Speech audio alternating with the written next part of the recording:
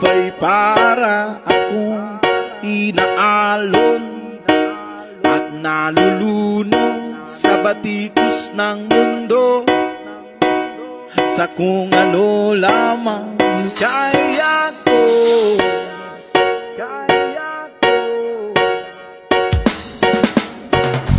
Pigang-piga na sa mga problemang di masolusyonan agad, parang wala nang bukas. Pwede bang umiwas? Hinahanap ang sarili ngunit di nakakayanin sa ligaw na dinadaanan ko. Saan na to patungo? Saan ako patungo? Dahan-dahan natin simulan muli ang